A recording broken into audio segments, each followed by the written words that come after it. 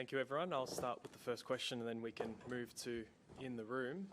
Alfie, congratulations. It looked like quite an emotional response on court. What did this title mean to you today? Yeah, I didn't expect me to start blubbering on the court, to be honest, but I'm probably harbouring a few feelings from the last couple of matches that we've played. Obviously, they've been pretty big ones with them being in Slam finals and the Paralympic final. Anyway, it does knock you deep down, you know, your sort of belief in your confidence, especially in the big moments. So for me to do it today and prove to myself more than anyone that I can rise to the occasion against a player like him, yeah, it was very overwhelming. Eleanor. Hi, Alfie. Congratulations. As you say, he has got the better of you a few times in the big matches. What do you think made the difference today? Definitely my mentality. You know, I've had a lot of practice with left-handers back at home. I think initially the issue was probably not feeling confident against the sort of style and the spin that he brings and the aggression that he brings to the court. So there's been a lot of work done behind the scenes to try and just, you know, come up with the game plan to be able to beat him. As simple as that, really.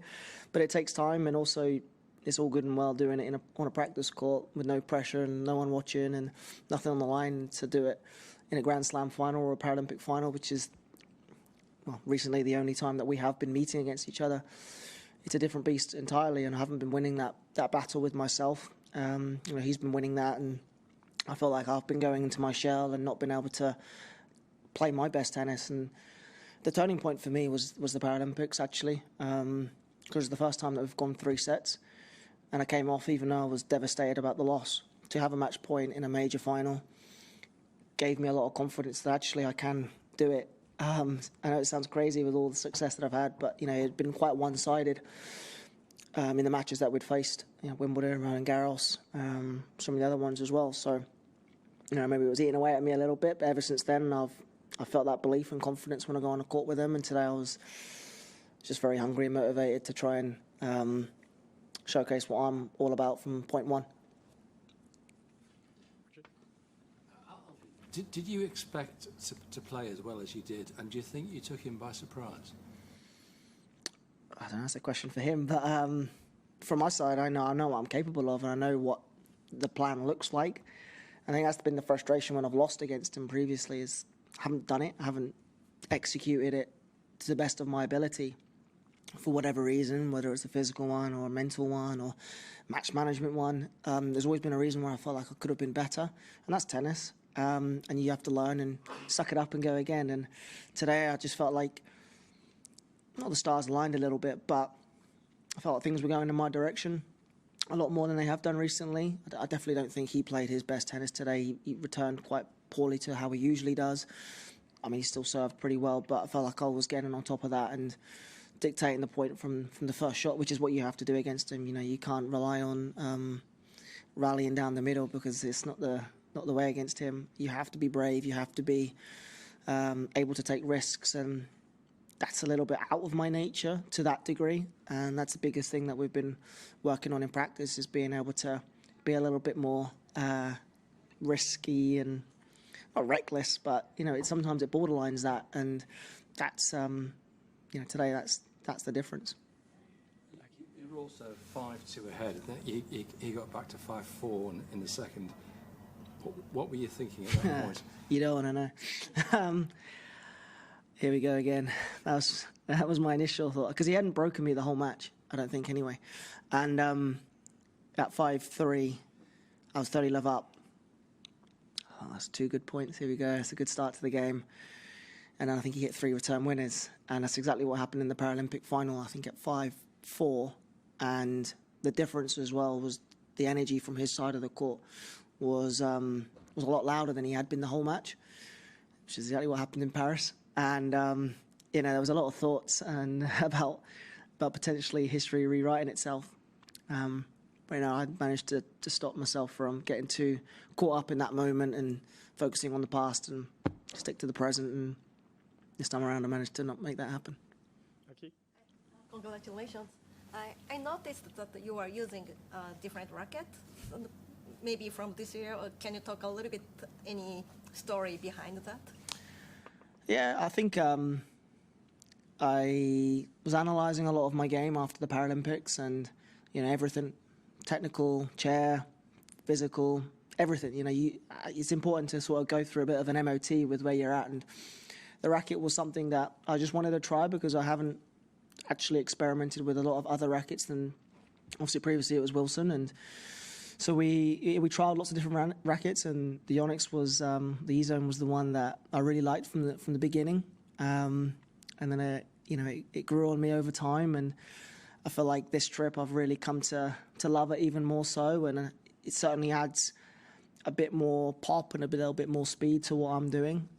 It's sort of the design behind it being a bit more powerful, or a bit more of a powerful racket, and I'm seeing that on court to the point where I have to change my string tension because everything was flying out. So I think it shows what it can add to my game, and it's the small margins that do make a difference. James. Congrats, Alfie.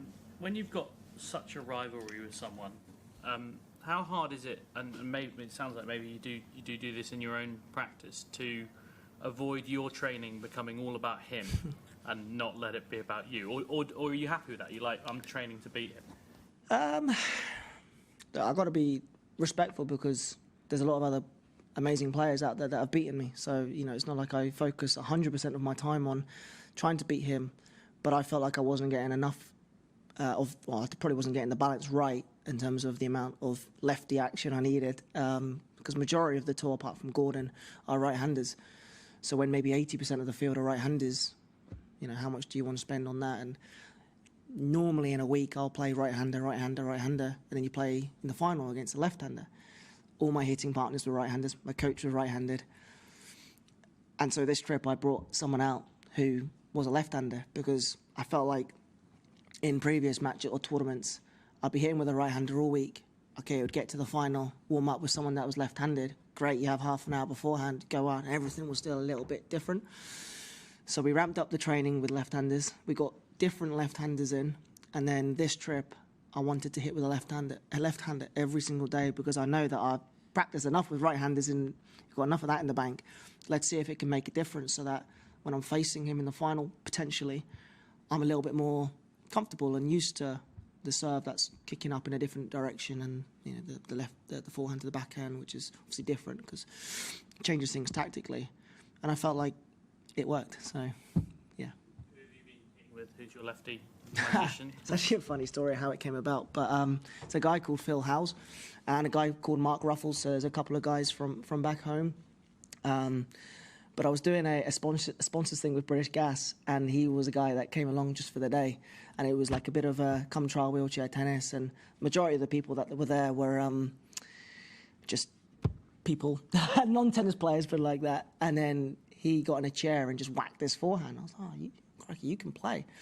He's like, yeah, I'm a coach, David Lloyd, Bista. Cool. I was like, can you just hit me a topspin serve? He's like, yeah, no problem. Hits me this kick serve. And I'm like, oh my God, that's the one. Because Tokito's really good at, like, his topspin serve is very lively. I was like, any chance you're around? And then we met the first week of December, and a month later he's got a ticket to Australia. And So he'd never played wheelchair tennis, or? Never played wheelchair tennis. He'd watched it on the TV and stuff, but he just came for this sort of wheelchair tennis exhibition sort of thing, or come trial thing, through British Gas. And I would say a month later, he ticked all the boxes. It's crazy how things can work, and for him it really was like an incredible experience just that day. And then we practiced the following week for 2 hours, went well. Then the following week after that, 4 hours, and then I just popped. Well, he actually asked the question. He was like, "Do you need anyone to go to Australia?" And at the time, it was just me and the coach.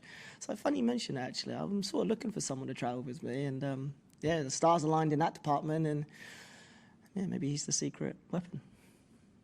Yep. You're clearly very, very happy at the moment. Where does this win rank among your slam titles?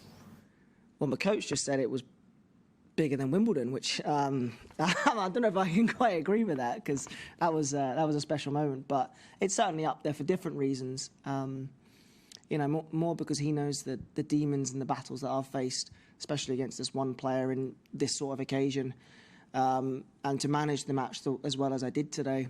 And it's a long build-up as well. Like, we finish the season first week of November. You have the whole November pre-season, 3 weeks out here to sort of think about this tournament, this match, this week, and it's a long build-up, and to go home tomorrow, that long old flight back to England, knowing that I did what I came out to do. It's a really nice feeling to know all that work, smaller Christmas dinners and not celebrating massively over New Year's and missing out on family time and all those sacrifices which us guys make around this time. It's nice to know that it all paid off. A couple more, Eleanor? For all the kind of frustrations, it sounds like you've enjoyed trying to solve this puzzle of how to beat Tokito. Do you feel like it's sort of taken your career to a different level? Oh, absolutely. And I see it in myself, but I also see it in a lot of other players as well, how Tokito's come on tour and made us all just be better, because we have to be, otherwise he will dominate.